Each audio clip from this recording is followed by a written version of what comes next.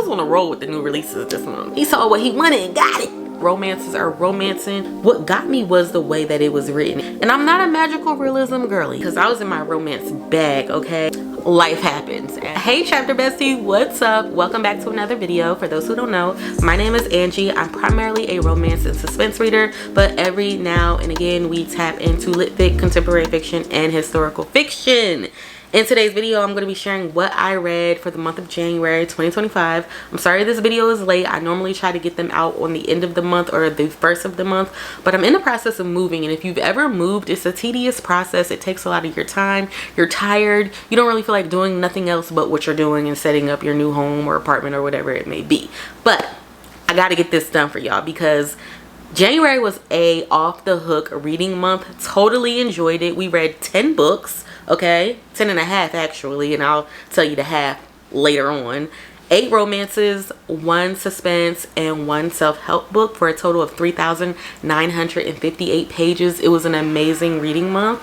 A few were mid, and then there were some that were just amazing to me. So I'm going to share the tea and my thoughts, spoiler free, so stick around. The first book I read was The Partner Plot by Christina Forrest, and this book is the second book in the Green Sisters series. This was part of my 10 before the end that I wasn't able to finish in December, so I'm like, this has to be the first book that I read because I was really intrigued to read it. And her new book comes out February 4th, The Lyric Love, so I'm excited. That's the 3rd book in the series, and I believe it's the final. Sad about it. I hate to see the Green Sisters go, but I really enjoyed them. So anyway, The Partner Plot, it follows Violet and Xavier, and Violet and Xavier were high school sweethearts. They kind of told each other, listen, when we get older, I'm going to be in the NBA, the mailman character, and she's going to be this big stylist. They're going to get married. They're going to be rolling in dough.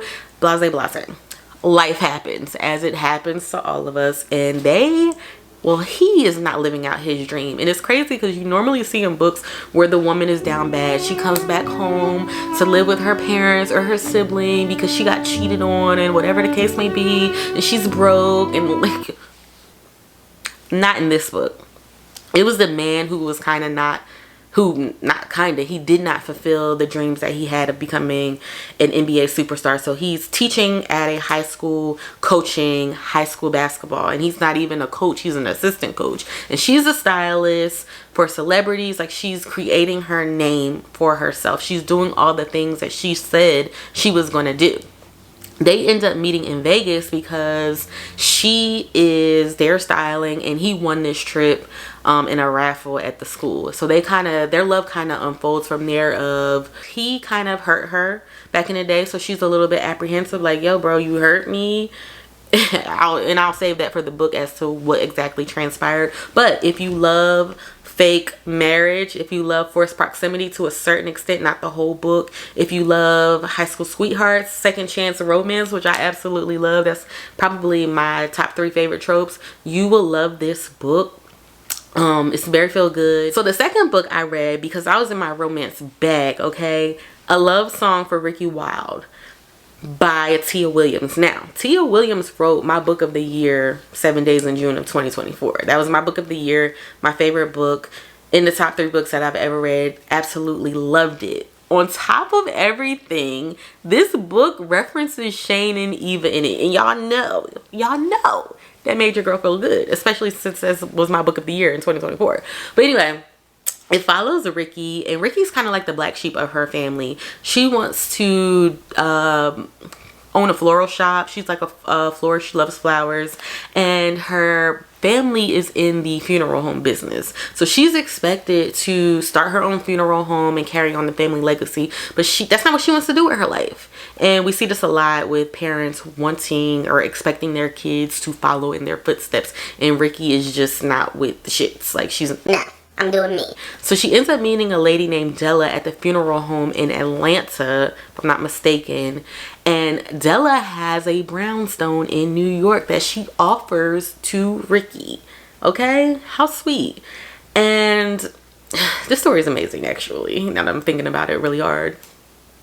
She goes to New York, opens a flower shop, is living in an apartment there, and she goes to like a botanical garden, I guess, and she meets this man. And long story short, this man has a huge secret, And I'm not going to share the secret, but this is magical realism in it. And I'm not a magical realism girly. I'm not a fantasy girly. It's not my thing. Kudos to you if that's what you like, but your girl does not like it. But this magical realism was done so well to the point it made me a believer. It made me want to go pick up a fantasy book and try it again, or a magical realism book and try it again. I'm not in that world. I'm not in that world. But it was done so beautifully and written so beautifully that like I told y'all, I'm a believer now. And so this man, Ezra, he has a huge secret, and I don't want to go too far. I'm gonna sit it right there because, like I said, it has magical realism in it, and if I go too deep, it will kind of give the story away. But if you like the Harlem Renaissance, you will love this. History, New York vibe. It gave all the feels. I absolutely loved the book. I did end up rating it 4 stars. So there's that. So this is when things got interesting, y'all. I decided to read A Love Letter to Whiskey by Candy Steiner. And when I tell y'all, this book really, it was my book of the month. I'll say that, and I'll leave it at that. It was my book of the month. Absolutely loved it. What got me was the way that it was written. It was told as if, well, it was her book that she was writing, like the female main character. And so it was told like in first person, and she would say things like, I know you think I'm crazy right now, but this is what she's telling her story. And I love the way that it was written. The writing was just chef's kiss. It was excellent. So it follows Jamie and B. They're childhood sweethearts. It's a friends to lover, a lot of drama, a lot of tension, and some people would say toxic, but I hate to say that somebody's relationship is toxic, even if it's fiction, because everybody's relationship is toxic, to be honest, because what one person can tolerate, another person can't. So you may look at my relationship and think I'm tolerating something and it doesn't really bother me, and you may be like, oh, that's toxic. Now there are some things where it's like, okay, because this book definitely sent you on an emotional roller coaster. I mean, one minute they were together, one minute they hated each other, but they never hated each other, but they didn't like each other, or it was just something going on, or two people who were meant to be, right person, wrong time. This book summed up. And wow, I loved the added epilogues to it. I loved there's an extended portion of the book, Love Whiskey, which tells Jamie's, the mailman character's, side of things.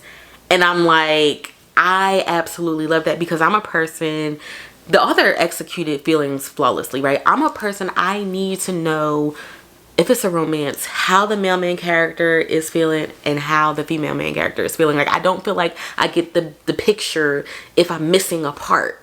And getting Love Whiskey from his point of view, I mean, it captivated me. And I highly recommend y'all go read this book. Highly recommend it. I can't talk about it enough. Book of the month, 6-star read for me. Okay, so I am in my romance bag right now. The romances are romancing. So I decide to read Variation by Rebecca Yarros. It's been on my hit list, okay? And it just came out November 2024 as well. So I picked this book up. Contemporary romance. Follows Hudson and Alessandra Alley. And this book was a great depiction of how parents can mean well, dictating their children's life, but they're really causing them harm. Like, you should just let your child make their own mistakes to be who they want to be. Like, steer them in the right direction, but they have to make their own mistakes. They have to fall in order to find success and just experience life. And so Hudson and Allie are childhood friends. They end up, they spend 2 summers together just like as best friends. And he is kind of lower class. She's from an upper class family, rich. So she's not to be associated. Her mom is like ballet this, ballet that. That's her whole life and her sister's life. And so Allie, something happens in that second summer that just tears them apart. So 10 or 11 years later, they stumble across each other through Hudson's niece. And let me tell you something. there's big secrets that will threaten the success of what happens with them. And this was one of those stories where it had a little suspense to it, right? So I loved it. It made me think of, I think, My Magnolia Summer, one of those books that I read last summer, where it was like very romantic, but it had a little suspense of, oh my gosh, what's going to happen? And just when you get hit with what you think is like the big plot line, there's another twist that's coming your way. So you're never in the clear. Like you gotta keep on your toes. So heartbreaks, I mean, betrayals. I mean, this book was so good. Another 6-star read for me. So y'all know at this point I was feeling myself. Like I wanted all the romances at this point. Friends to lovers trope, fake dating trope. It was amazing. Like I love this book. Also, if you love ballet, you will definitely love this book. Like this is a ballet person and reader's dream wrapped into one. Like you will absolutely love this book. So I highly recommend it. Go check it out. Oh, and the scene leading up to the first time Hudson and Allie did it, Rebecca Yarros, I wrote this in my Goodreads. She knows how to write a spicy scene, okay? So, I got a book of the month, right? Got a subscription. I told y'all in the video before they got me. I got.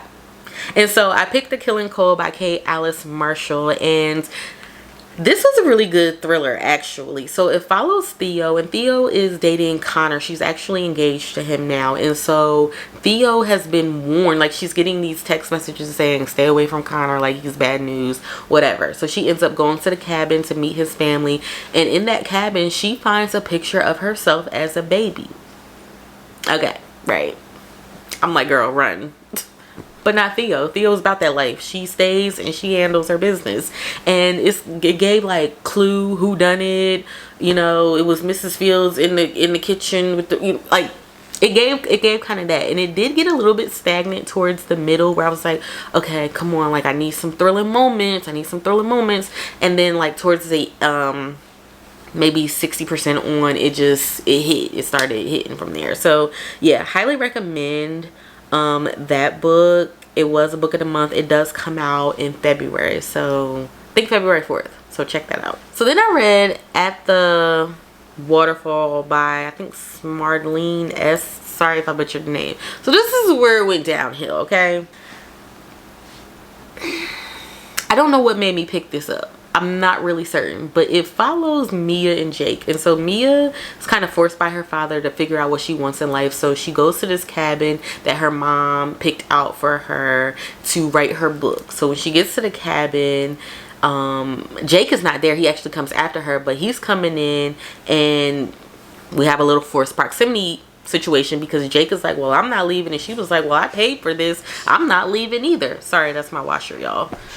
Moving. Sorry. Just, it'll go off in a minute. But anyway, so she's like, I'm not leaving either. So they decide to share the space. And they have a very, very heavy attraction towards one another. Like, they are feeling each other. By the way, this is interracial romance, which I did like that part of it. But they have a attraction. So they kind of do like a friends with benefits romance for the summer. And obviously they end up falling in love. It was a little bit of magic in it because I'm not gonna share the tea. There's a little bit of magic in it that I felt like didn't need to be there. It just was mid. It was like a 3-star read for me. Nothing fantastic. I wouldn't read it again. It was just cute.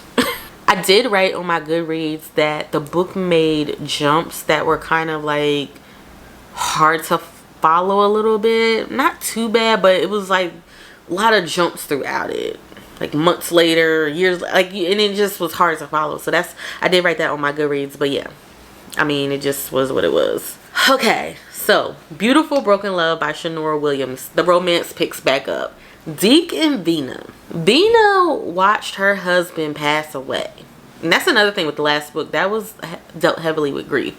This deals really heavily with grief. Beautiful Broken Love was a beautiful broken love story. Like, I 5-starred it.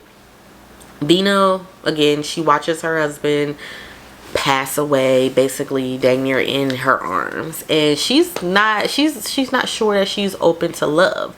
And she owns a company with like hair oils, or no, I'm sorry, skincare. Why didn't I just say that? Skincare. And so the whoever does her marketing or whatever reaches out to an NBA star, Deke. Deke. He saw what he wanted and got it. Okay, I love Deke. So he's like the face of her brand, influencer kind of, where businesses hire celebrities to like promote their products for them, because obviously if you see a celebrity wearing it or rocking it, you're like, oh, that's cool, let me go do it. And that's what they were doing.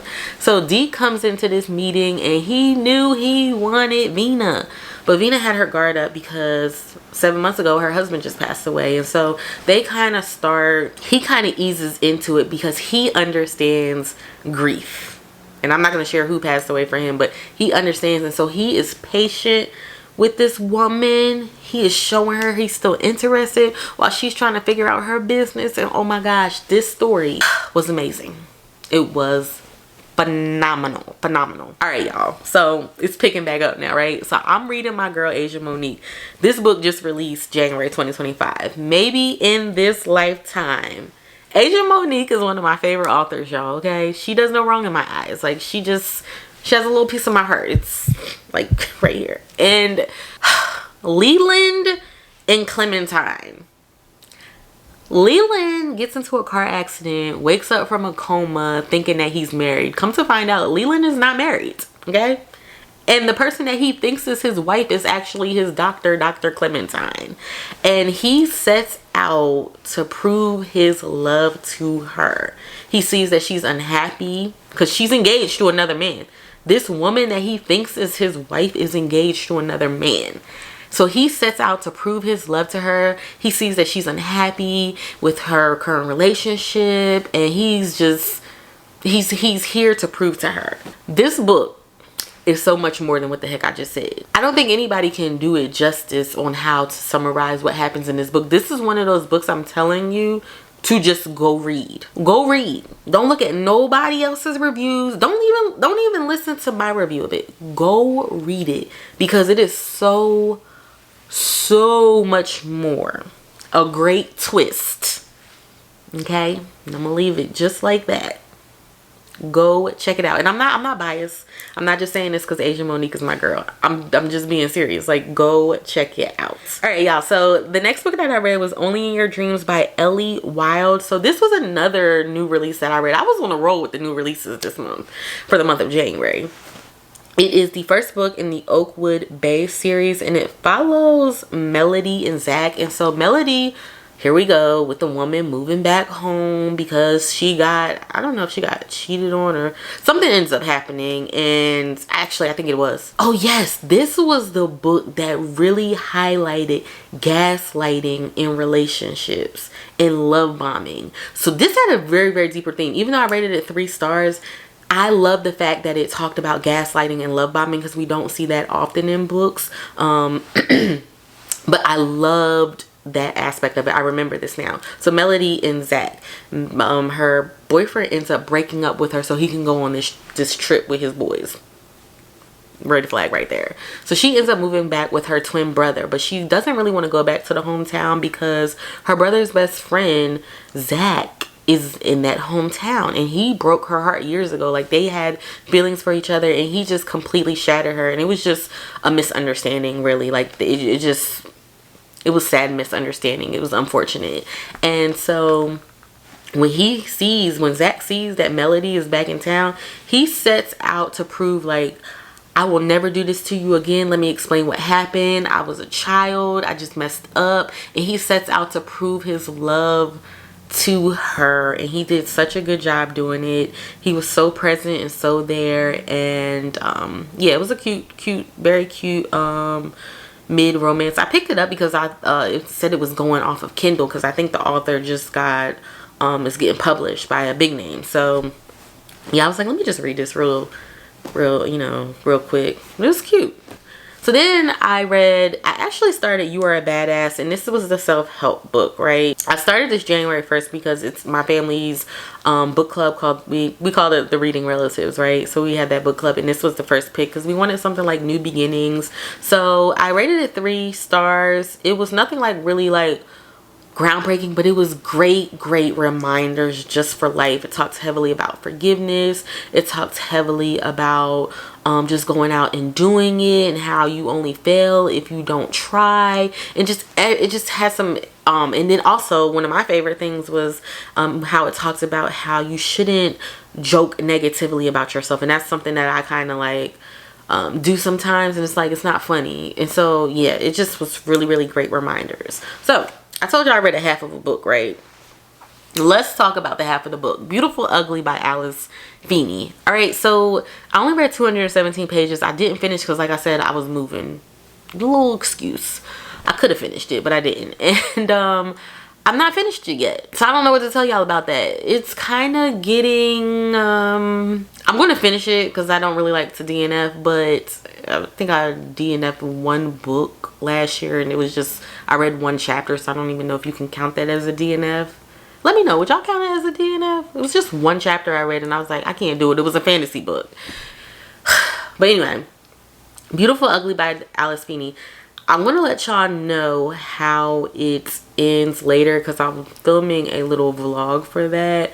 But I don't know. Like, I love rock, paper, scissors, but this is not, I gotta see how it ends. So I can't tell y'all everything.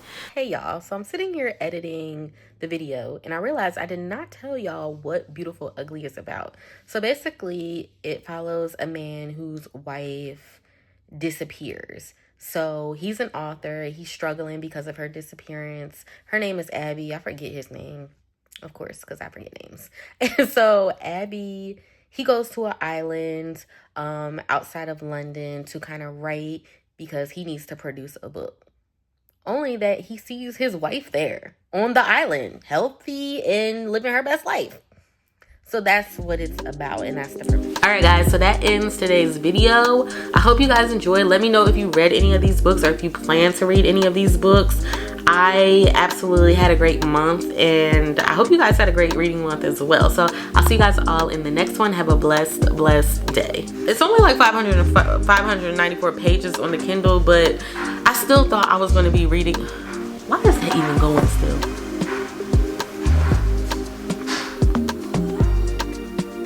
Okay, so I decided, wait for that to go off. Like, why is the dryer still going? It's dry. It's dry. Like, why are you even still going? And you keep cutting on and cutting back off. Like, what?